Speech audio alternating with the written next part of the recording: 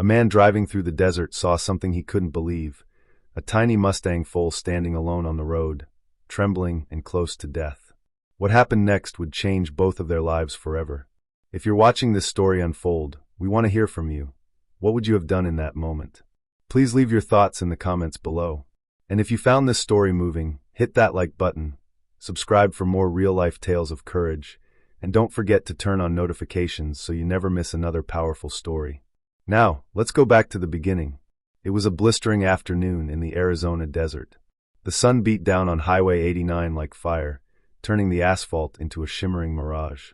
Dust swirled in the wind as Dr. Cole Bennett drove his old pickup toward Prescott after a long day at a cattle ranch. He'd made this drive dozens of times, same endless sky, same dry hills, same quiet road. Cole was tired, but the familiar country tune crackling through his radio kept him company. Then, out of nowhere, something small caught his eye in the middle of the highway. He squinted, slowing instinctively. At first, he thought it might be a stray dog or a coyote cub. But as he got closer, his breath caught. Standing alone in the center of the road was a baby Mustang, no older than 2 months. Its chestnut coat glinted in the sunlight, mane wild and tangled. It looked exhausted, ribs visible beneath its thin frame. Its legs trembled. The poor thing barely moved, just stood there, head hanging low, eyes glazed with dehydration and fear. Cole pulled over fast, heart pounding. As a rural vet, he'd seen all kinds of animals in trouble, but never a wild foal like this, not here, not alone. Where was the herd? Where was its mother? He stepped out slowly, careful not to startle the little one. The foal didn't run. That told him everything. It was too weak to escape, too scared to move. Then he noticed the tire tracks. Fresh ones. Vehicles had passed by, many of them. For how long had this baby been standing here, ignored, alone? Cole whispered gently, "Easy, buddy. I'm here now." He reached into his truck and grabbed a bottle of water mixed with electrolytes.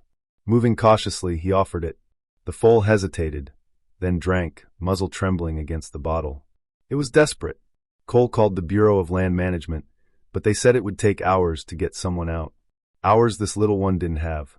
As thunder rumbled in the distance, clouds rolled in fast. A desert storm was coming, sudden, violent, deadly. Flash floods could turn the road into a river within minutes. The foal pressed close to the side of Cole's truck, shivering, ears pinned back. Lightning lit up the sky and the first raindrops hit hard, each one raising a puff of dust. Cole made a decision. He opened the back of his truck and lined it with blankets. To his amazement, the foal climbed in without protest. Wild horses usually ran from humans. This one trusted him completely. As the storm unleashed, drenching the desert in sheets of rain, Cole drove off the highway toward an old, abandoned barn he remembered seeing a few miles back. Inside the truck bed, the foal huddled under the blankets, eyes wide with fear. Then, as lightning flashed again, Cole noticed something, numbers carved into the foal's shoulder. Faint, but clear. This wasn't just a lost foal. It had been branded. Cole's stomach dropped. Legal agencies didn't brand Mustangs like that. This was something else, something illegal. He realized this baby had likely escaped from people who had no right to capture it in the first place. Just then, headlights appeared behind him through the storm.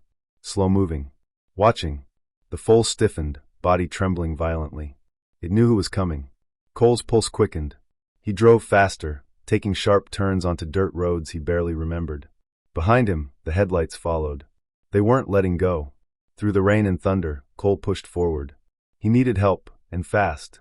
Back on the main road, he raced toward town. The pursuing truck stayed close. Then his phone rang, the BLM. "Dr. Bennett," came the voice over the line. "We've been tracking reports of horse rustlers across the state. If what you found is connected, you're in danger." Cole tightened his grip on the wheel. He wasn't just saving a foal anymore.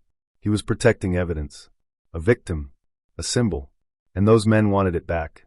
Suddenly, the foal let out a cry, not of fear but defiance. A sound that echoed across the stormy night like a battle cry. Cole looked in the mirror. The foal stared back, eyes full of something deeper than survival. Hope. Cole drove harder. The lights of town were close now. So was help. When they finally pulled into the outskirts of Prescott, police cars were waiting. FBI agents arrived moments later. The chase ended quickly.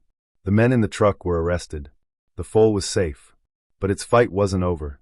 At the processing center, federal vets confirmed the worst: malnutrition, infection, trauma. Standard holding facilities wouldn't be enough. Cole spoke up. "I can care for him," he said. "I'll make sure he's healthy for the trial. I won't let him lose his freedom again." After some hesitation, they agreed. 3 months later, Cole stood at the edge of his new rescue ranch, watching the once weak foal race across the field, strong, free, healed. He named him Freedom.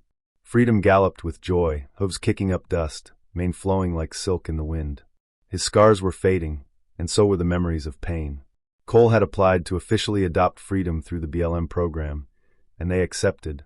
More than that, they wanted to turn his ranch into a sanctuary for other rescued Mustangs. Freedom wasn't just saved. He became a symbol of hope, of resilience, of second chances.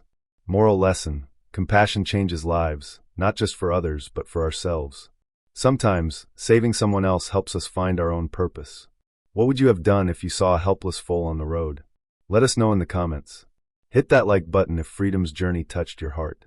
Subscribe for more stories that remind us why every life matters. And don't forget to hit the notification bell so you never miss a story like this again.